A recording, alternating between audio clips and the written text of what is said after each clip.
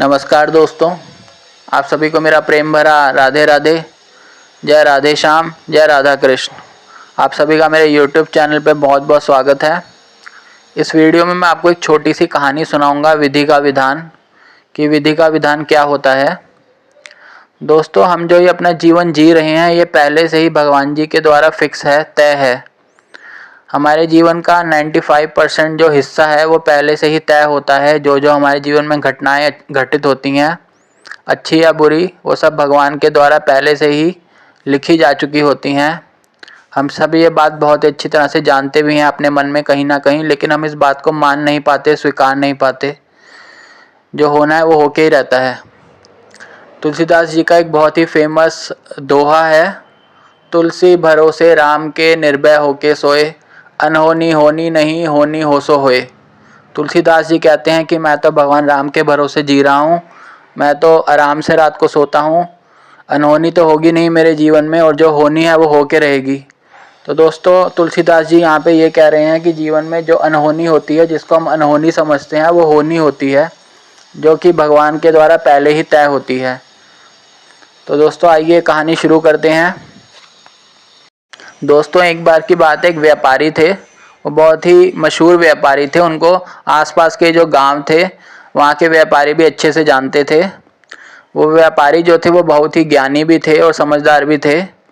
एक बार उनको किसी काम से एक दूर के गांव में जाना था, तो वो जो है सफ़र पे चल पड़े उस गांव के लिए।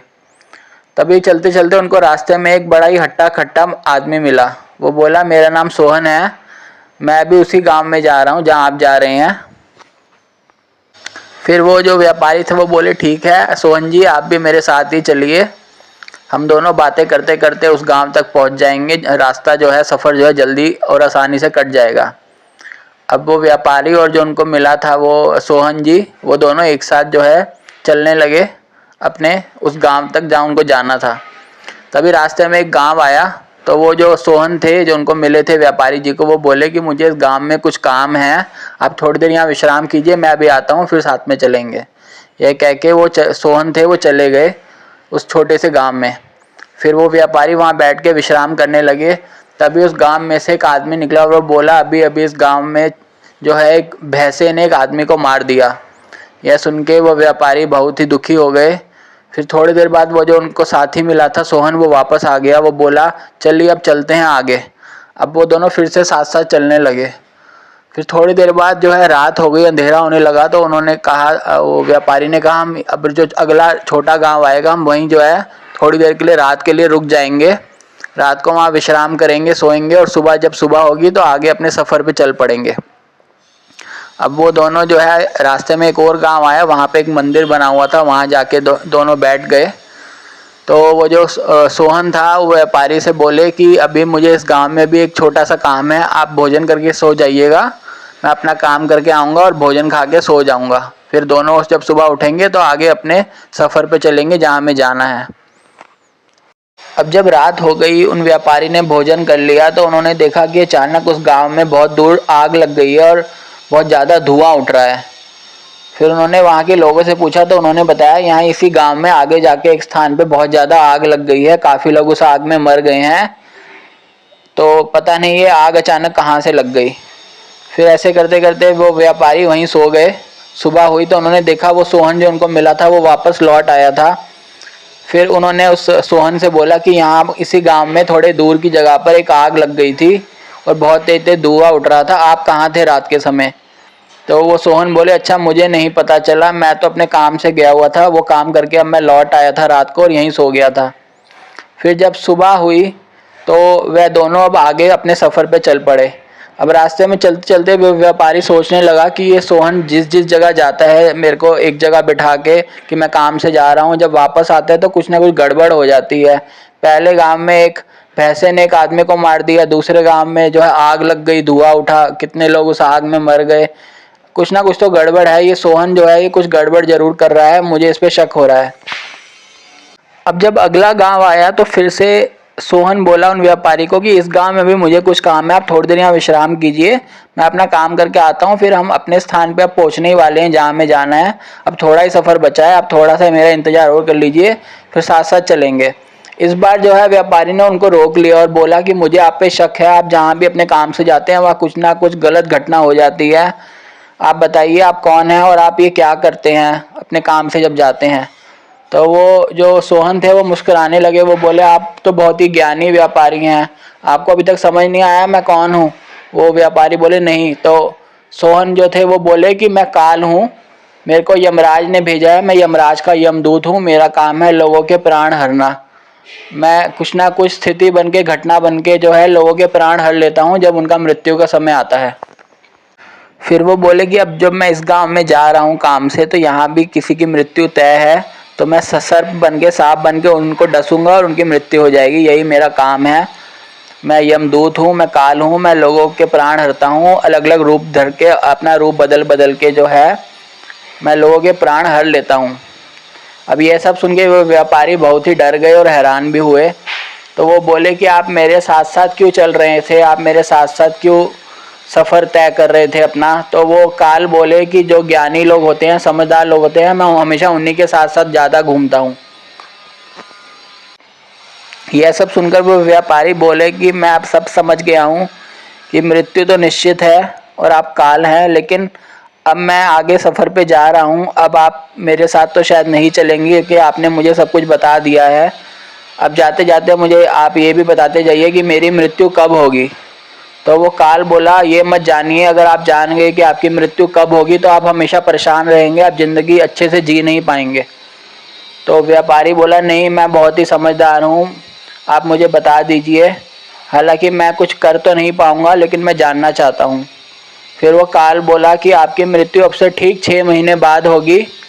आपके पड़ोस में जो एक राज्य है वहाँ के राजा आपको मृत्यु दंड देंगे, फांसी की सज़ा सुनाएंगे और आप उस फांसी की सज़ा को बहुत ही खुशी खुशी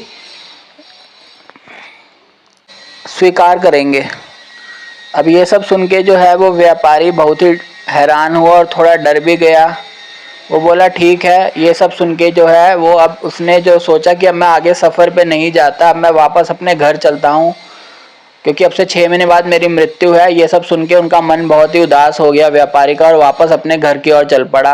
अब घर आके वह सोचने लगा कि काल ने बोला है 6 महीने बाद मेरी मृत्यु हो जाएगी, पड़ोस के राज्य के राजा मुझे मृत्यु दंड देंगे, फांसी की सज़ा सुनाएंगे और मैं उस फांसी की सज़ा को बहुत ही खुशी खुशी स्वीकार भी करूँगा। अब यही विधि का विधान है, इसे मैं बदल भी नहीं सकता। फिर वो व्यापारी के मन में आया लेकिन हाँ मैं कोशिश तो कर सकता हूँ अपनी मृत्यु को टालने की, कुछ तो मैं कर ही सकता हूँ, जबकि मुझे अब सच भी पता लग गया है अपनी मृत्यु का। तो फिर वो जो व्यापारी थे वो उस राज्य जहाँ वो रहते थे उस राज्य के राजा के पास पहुँचे और अपने राजा को सारी बात बताई कि कैसे उन्हें काल मिला था और उस काल ने कैसे व्यापारी को उसकी मृत्यु के बारे में बताया है। ये सारी बात सुन के वो राजा बोला अब आप मेरी शरण में आ गए हैं, मेरा काम है अपनी प्रजा की रक्षा करना, मैं आपकी पूरी रक्षा करूंगा, मैं पूरी कोशिश करूंगा कि आपकी मृत्यु को हम मिलकर टाल दें। तो वहाँ के जितने भी सारे मंत्री थे उन सब ने आपस में सलाह करी।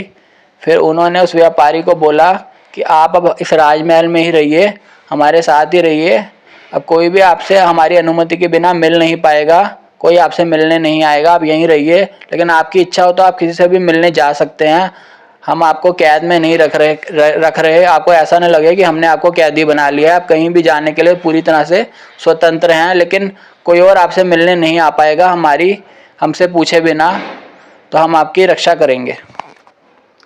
अब ऐसे करते करते जो है 6 महीने का समय बीतने वाला था। अब जब वो दिन आने वाला था जिस दिन व्यापारी की मृत्यु होनी थी उससे ठीक 1 दिन पहले वो व्यापारी बैठे बैठे राजमहल में सोचने लगा अब सिर्फ कल का दिन बचा है, किसी तरह कल का दिन भी निकल जाए तो मेरी मृत्यु टल जाएगी, मैं इसी राजमहल में कल का दिन भी अच्छे से निकाल दूं तो फिर वो काल की कई भी बात झूठ हो जाएगी। ऐसे सोच के जो है वो व्यापारी रात को सो गए। अब वो रात को जब सो गए तो जो व्यापारी थे उनको कभी कभी रात को नींद में चलने की भी आदत थी, तो उसी रात जो है उनको फिर से वही दौरा पड़ा और वो रात को नींद में उठ के चलने लगे। अब वो जो व्यापारी थे वो नींद में चलने लगे। अब वो राजमहल से बाहर निकल गए नींद में चलते चलते और वो जो घोड़ों का अस्तबल होता है वहाँ पहुँच गए। फिर वो उसी घोड़े पे बैठ गए जो घोड़ा सबसे तेज दौड़ता था। अब जैसे ही वो उस घोड़े पे बैठे नींद में तो वो घोड़ा बहुत ही तेजी से दौड़ने लगा। अब वो जैसे ही घोड़ा दौड़ने लगा वो दौड़ते दौड़ते जो है पास के राज्य में पहुंच गया। वो घोड़ा जैसे ही पास के राज्य में पहुंचा तो जो वो राज्य के जो द्वारपाल थे, जो द्वार पे पहरा दे रहे थे राजमहल के बाहर, वो बहुत गहरी नींद में सोए हुए थे। तो घोड़ा जो है दरवाजे को तोड़ते हुए अंदर राजमहल तक पहुंच गया उन व्यापारी को लेके। अब व्यापारी पूरी तरह से नींद में थे, उन्हें कोई होश ही नहीं था। ऐसे करते करते जो वो व्यापारी थे वो वहाँ पहुँच के घोड़े से उतरे और नींद में चलते चलते जो वो राजा थे उनके शयन कक्ष में जहाँ वो सोते हैं वहाँ पहुँच गए। और वहाँ पे राजा और रानी सो रहे थे, उन्हीं के तो वो जो राजा रानी सो रहे थे उन्हीं के बीच में जाके नींद में ही लेट गए और वहीं सो गए। अब जब सुबह हुई वो राजा उठे तो उन्होंने देखा कि मेरे और रानी के बीच में ये एक व्यापारी जो है लेटे हुए हैं, सो रहे हैं। ये देख के उन राजा को बहुत ही ज़्यादा गुस्सा आ गया। फिर उन्होंने अपनी राजसभा बुलाई और उस व्यापारी को जो है मृत्युदंड दे दिया, मृत्यु की सज़ा दे दी। अब यह सब देख के उन व्यापारी को उस काल की बातें याद आने लगी कि उस काल ने कहा था कि तुम्हें जो है पड़ोस के राज्य के राजा जो है मृत्युदंड सुनाएंगे, फांसी की सज़ा देंगे। सब कुछ वैसे ही हो रहा है और आज वही दिन है, 6 महीने पूरे हो चुके हैं, आज ही के दिन मेरी मृत्यु होनी है। अब वो व्यापारी मन ही मन सोचने लगे कि विधि का विधान अपने अनुसार चलता जा रहा है, मैं कोशिश तो कर रहा हूँ सब कुछ बदलने की, लेकिन चीज़ें मेरे हिसाब से हो नहीं रही हैं। तो अब वो व्यापारी ने सोचा एक आखिरी कोशिश और कर ली जाए, जब मैंने इतनी कोशिश कर ली है अभी तक अपनी मृत्यु को टालने की। अब ये व्यापारी ने जो है वो जो राजा थे उनको सारी बात बताई कि कैसे उन्हें काल मिला था, और उसके बाद वो अपने राजा के पास गए और वो राजा उनकी रक्षा कर रहे थे। और रात को वो नींद में सोए सोए चलने लगे और यहाँ तक कैसे अनजाने में पहुँच गए, ये उनकी गलती नहीं है। वो नींद में चलते चलते वो बोलने लगे कि मैं नींद में चलते चलते ही घोड़े पर बैठकर आपके राज्य तक आ गया और आपके शयन कक्ष तक आ गया और आपके बीच में सो गया, और आपके और रानी के बीच में मेरी कोई गलती नहीं है। अब ये सारी बात सुन के वो जो पड़ोसी राज्य के राजा थे उन्होंने सोचा हाँ हो सकता है ये व्यापारी सच बोल रहे हो, इनको एक मौका तो देना चाहिए मृत्युदंड देने से पहले। इनकी मुझे सफाई जो है ये दे रहे हैं, एक बार तो मुझे जांच करानी चाहिए। फिर उन्होंने अपने एक दूत को जो है पड़ोस के राज्य में भेजा कि वहाँ के राजा से आप सारी बात पता करके आएँ कि क्या ये व्यापारी सच बोल रहे हैं।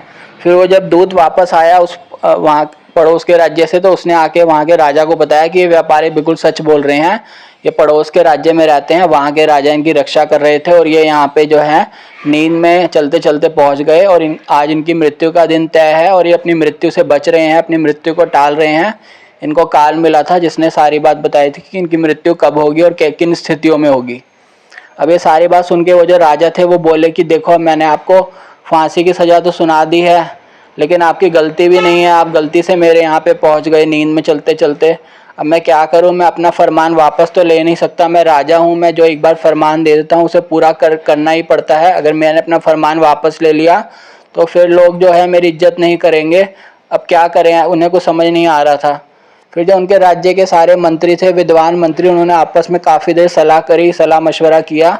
तो सब उन मंत्रियों ने बोला कि राजा जी आप ऐसा कीजिए, इनको फांसी की सज़ा तो आपने सुना ही दी है, अब इनको फांसी तो हम दे देते हैं, लेकिन हम इनको फांसी जो देंगे वो रस्सी से नहीं देंगे, इनको सूत के धागे से हम फांसी देंगे।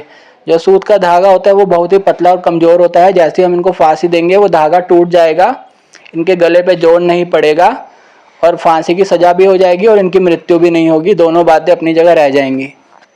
यह सब सुनकर राजा बोले हाँ ये ठीक है, हम इनको मोटी रस्सी से फांसी नहीं देंगे, सूत के धागे से फांसी दे देते हैं। उससे जो सूत का धागा है वो बहुत ही कच्चा होता है, तो जो सूत का धागा होता है वो बहुत ही कच्चा होता है, उससे जो है इनकी जो गला है उसकी नस जो होती है उस पर जोर नहीं पड़ेगा और वो झट से टूट जाएगा वो सूत का धागा, और जैसे ये गिरेंगे हम इन्हें पकड़ लेंगे नीचे से और इनकी मृत्यु नहीं होगी। तो इस तरह से जो है हम इनकी मृत्यु को टाल देंगे, विधि के विधान को बदल देंगे। इसके बाद जो है वहाँ पे बहुत ज़्यादा भीड़ लग गई, सब लोग आ गए वहाँ के राज्य के देखने के लिए कि कैसे जो है एक व्यापारी को जो है फांसी की सज़ा दी जाएगी, लेकिन सूत के धागे से, और वो जो है फांसी की सज़ा से बच भी जाएंगे, उनकी मृत्यु भी नहीं होगी, राजा की बात भी रह जाएगी और जो है व्यापारी की मृत्यु भी नहीं होगी। सब लोग बहुत ही ज़्यादा उत्साहित थे ये देखने के लिए। अब जैसे ही व्यापारी को फांसी पे चढ़ाया गया सूत के धागे से, तो उसी समय जो है फांसी पे चढ़ाते ही सूत का धागा टूट गया और वो नीचे गिर गए। लेकिन जो है इस बार सूत के धागे ने अपना काम कर दिया। जो व्यापारी थे उनके गले की जो नस होती है वो कट चुकी थी और उसमें से खून निकल रहा था और वो बहुत ही ज़्यादा तड़फ रहे थे। अब यह देखकर सब लोग बहुत हैरान हुए कि ये सूत के धागे से कैसे इनके गर्दन की जो है नस कट गई। अब कुछ ही क्षणों में देखते देखते 2 से 3 मिनट के बाद उस व्यापारी की वहीं पे मृत्यु हो गई। अब ये सब देख के जो वहाँ के राजा थे और वहाँ के लोग थे बहुत ही हैरान हुए और मन ही मन सोचने लगी कि सूत के धागे से कैसे किसी की गर्दन की नस कट सकती है, ये धागा तो इतना कच्चा होता है। लेकिन इसी के साथ साथ सब लोग समझ गए थे कि जो विधि का विधान होता है वो अटल होता है, उसे कोई बदल नहीं सकता, कोई रोक नहीं सकता। जैसा जैसा काल ने बोला वैसा ही हो रहा है। काल ने कहा था कि इनकी मृत्यु जो है पड़ोस के राज्य के राजा के द्वारा होगी और पड़ोस के राज्य के राजा इनको मृत्यु दंड सुनाएंगे, फांसी की सज़ा देंगे और ये अपने फांसी की सज़ा जो है खुशी खुशी स्वीकार करेंगे। वही हुआ, इन्होंने अपने फांसी की सज़ा खुशी खुशी स्वीकार करी, ये सोचते हुए कि सूत के धागे से मेरा कुछ नहीं होगा, मेरी मृत्यु नहीं होगी। सब कुछ जैसा तय था वैसा ही हुआ। तो दोस्तों इसी के साथ ये कहानी यहीं पे समाप्त होती है। तो दोस्तों जो विधि का विधान है उसे बदलना बहुत ही मुश्किल है, उसको कोई नहीं बदल सकता। जो भगवान ने लिख दिया उसको स्वयं भगवान भी नहीं बदल सकते, ऐसा कहा जाता है। तो दोस्तों आइए इस वीडियो को यहीं समाप्त करते हैं भगवान के नाम के साथ। राधा कृष्ण राधा कृष्ण राधा कृष्ण राधा कृष्ण राधा कृष्ण राधा कृष्ण राधा कृष्ण राधा कृष्ण।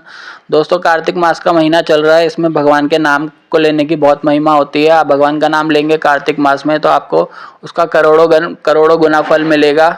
इसी तरह भगवान का नाम लेते रहिए।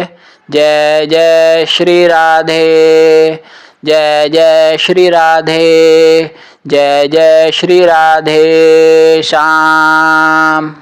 राधे राधे, जय राधा कृष्ण।